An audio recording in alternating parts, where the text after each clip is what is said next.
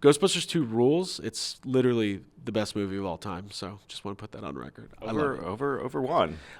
Obviously not, but kind of. Like if I can hedge.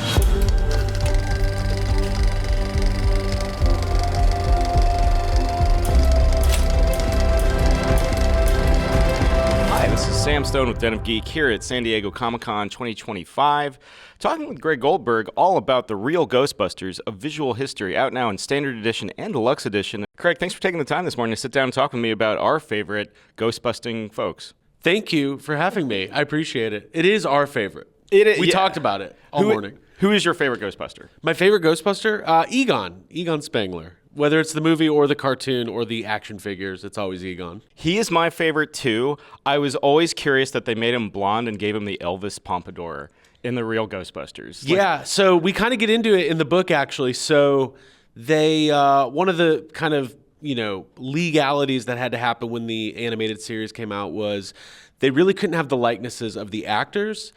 So all of the designs of the characters are pretty different than what's in the movie. They gave Egon kind of a flock of seagulls, or even a David Byrne kind of high, tight, loopy. It's really interesting. It's an interesting haircut. But the voice actor, the great Maurice LaMarche, kind of did Harold Ramis's voice, which he wasn't supposed to do. But it's curious, though. When the containment unit exploded, he should have escaped with the rest of the ghosts. But he decided to stay here. Yeah, it's kind of like a precursor to what he did with Pinky and the Brain. Yeah. He's a legend. He's a total legend. Absolutely. A lot of this focuses on the merchandising around the Real Ghostbusters, which is huge. I had the orange lunchbox and the white thermos and all that good stuff. What is your most prized Real Ghostbusters piece of merchandising? Now it's the book because I've spent my whole life obsessed with this franchise and somehow willed my way into being I've tricked everybody into letting me write a book or co-write a book. Troy couldn't make it, the great Troy Benjamin. But I'm a huge collector. I'm a toy and action figure fan, so I've amassed a huge collection of Ghostbusters, merchandise over the years. Hard to pick one, but really the original Kenner Firehouse. I don't have my original one from when I was a kid, but you can find them on eBay and garage sales and things like that. So that's kind of like a gold standard. If you're a toy collector, that's one of the great play sets. So gotta have the Firehouse. I think I have a Proton pack floating around from 1989. Yeah, at this point. That was one of the biggest toys. That was like a precursor to Tickle Me Elmo. You couldn't find it. What I was always fascinated with, so many movie tie-in cartoons from the 80s and early 90s, be it Toxic Crusaders or, any number of these things, kind of lasted a season or two. Real Ghostbusters had some legs.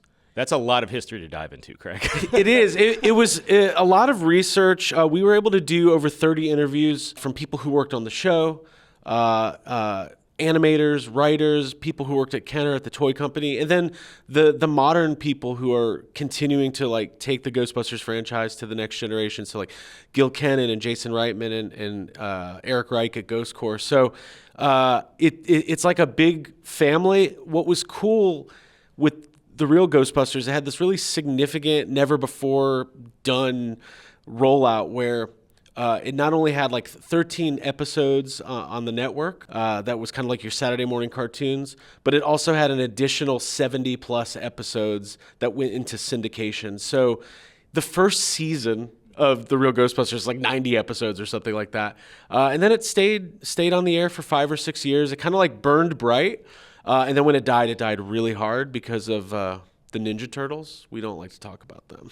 They can't. No, I love Ninja Turtles, but Cowabunga. Yeah, I know. I actually really like the Ninja Turtles, but you know how with children's programming, it kind of goes in, and then after that was Power Rangers, and then Pokemon, and yeah. Now then it's cyclical. Well, in terms of doing the research, as opposed, in addition to the 30-odd interviews that you've got, was there any singular source where you found this treasure trove of archival data and footage?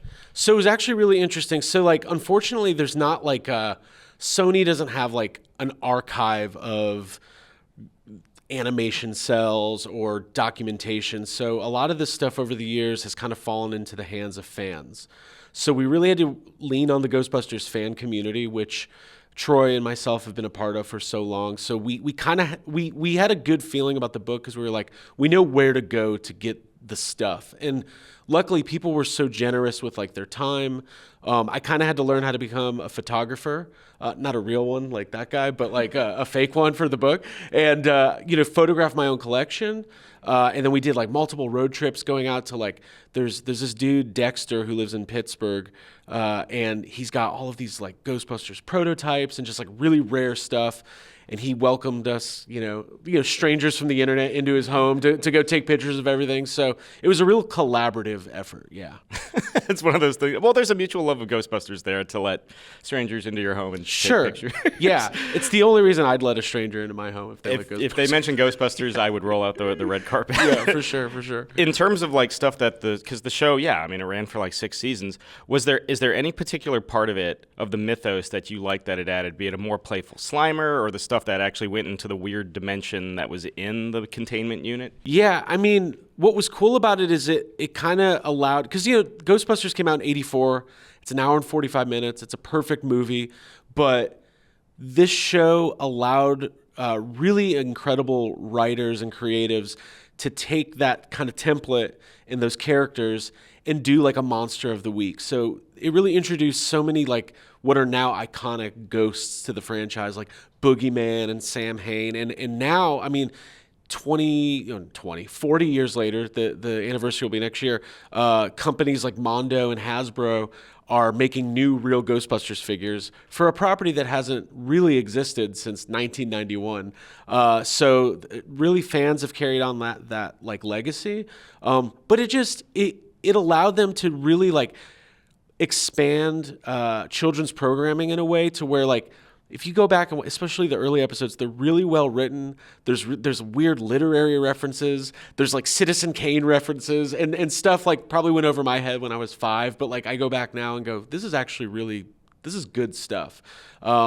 There's other cartoons, I'm not going to name names, of the time, Masters of the Universe, where it's just like, this is not really watchable. But did I say it? I didn't mean to. I love He-Man too. I love all this stuff, but I hold Ghostbusters at a really high standard. I mean, you were mentioning about like Gil and Jason Reitman and everything. When you're seeing like the current crop of Ghostbusters fans that are getting introduced to new waves of merchandising or comics by IDW or Afterlife or Frozen Empire, how is it to kind of see this new generation take up the torch of Ghostbusters? It's really cool. So like, what Jason Reitman did with Ghostbusters Afterlife was he literally did the impossible. He did like this is what fans were dreaming of for so long. Like, what if they treated Ghostbusters like Star Wars? Like, we got our own version of The Force Awakens. And that's what he did. And we were all like, what reality are we living in that happened? The people who run the franchise now are so passionate and they care so much. It's not a money grab. It's really, really creative, wonderful people who want to take this beloved franchise that's like built on the backs of Dan Aykroyd, and Ivan Reitman, Harold Ramis, Bill Murray, Ernie Hudson, and figure out how to expand it to a new generation. So they do that. Like Dark Horse has these incredible comics out. Dead Man's Chest is the new one. They allowed us to do this amazing book. Frozen Empire was so fun. It was like a live action version of the Real Ghostbusters. And when we talked to Gil and Jason, they talked about how, part of what is crafted like Ray Stantz over the years, like we see Dan Aykroyd in the movies twice, but there's hundreds of episodes of the cartoon. And if you watch Frozen Empire through the lens of the Real Ghostbusters, you'll see Dan Aykroyd's performance. There's times where it sounds like Frank Welker from the animated series, kind of channeling a more kind of, kid-friendly, just enthusiastic version of that character. So it's awesome, yeah. Going back and revisiting both the movies or the series. Sure. I mean, it's especially those first 2 movies, of course, are so like intimately like quotable. Yeah. Like, we were cracking, we're ready to believe you and stuff like that. Sure. Yeah. Is there any specific go-to line you have, and why is it delivered by Peter Venkman? Here comes a cheap plug. So I have hosted and produced a podcast for the last 10 years called Yes Have Some. So that is a famous line from Rick Moranis' Louis Tully character. So that's always a good one.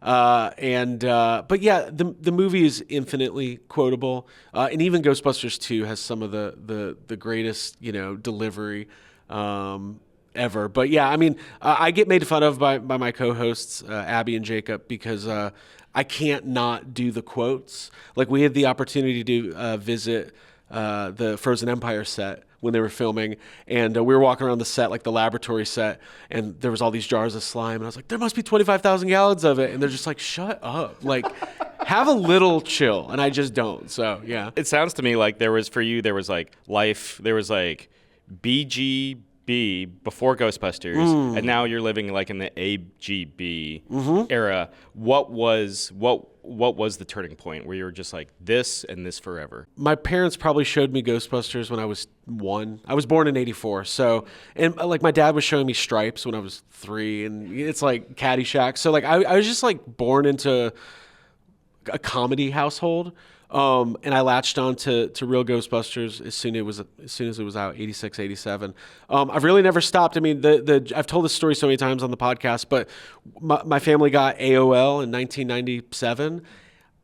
As soon as we got the computer got on AOL, the first thing I ever searched on the internet is, when is Ghostbusters 3 happening? And like, since then, and I found a fan site called Ghostbusters HQ, 1997, ran by Troy Benjamin, who I stalked for the rest of my life and eventually made him write a book with me. So yeah, it's definitely, it's like in my bloodstream. And I just, and that's the cool thing about Comic-Con. There's people like this for every fandom, big or small. And I just love celebrating it, and to get to do a book like this is just super, super special for me. I wanted to take the time to kind of hype up the Deluxe Edition. Sure, yeah. Because there's a Standard Edition and Deluxe Edition available now. What kind of goodies can people expect with the Premium Deluxe Edition? Yeah, so the Deluxe Edition is really cool, and credit to Dark Horse, because that was one of the first things we talked about with them. Ian, our editor, was like, hey, like let's do a really nice slipcase for the toy collectors, right? So, because the book is about the show, but then there's like a third of the book that is just dedicated to the Kenner Real Ghostbusters toys. So we have this amazing slipcase and special edition cover that's based on that Kenner firehouse that I was talking about earlier, with really amazing artwork. They replicated, the brick in the wall and the actual decals and everything. That actually comes with this really cool portfolio you open up, and it has 2 reproduction animation cells that are carbon copies of real animation cells that we got from fans. So it's kind of like an added value, appealing to collectors who, listen, both editions are great. If I was not part of it and just wanting it, I'd have to get both, but the Deluxe is really, really cool. It looks great on the shelf, and Dark Horse has done so many amazing like encyclopedias. They've done Masters of the Universe, and they've done toy books, and it's an awesome addition to the shelf. And it's just cool for Ghostbusters to get this kind of like special edition treatment, because there's a lot of properties out there. So to see a little spotlight shined on the one that you love is super cool. I feel like writing a book in a way is like running a marathon, like the amount of work that you have to do, and the editing and the publishing and everything. Having said that, and having just finished a marathon, literary speaking, is there fire in you to do another book, having just finished this one? Oh, yeah. I'm being so annoying to anyone who will listen to me, and I might pitch everybody here if you let me. No, I want to do another Ghostbusters book. I think there's opportunity to kind of follow the format that, Masters of the Universe or G.I. Joe and some of these other properties have done, where like there's so many characters and there's so much lore and history. And I believe that for a franchise, when you treat it seriously, people take it seriously. So having something like this book or any other projects that we might work on, there's nothing official. I'm trying to willing it into existence, but manifested here. Yeah, exactly.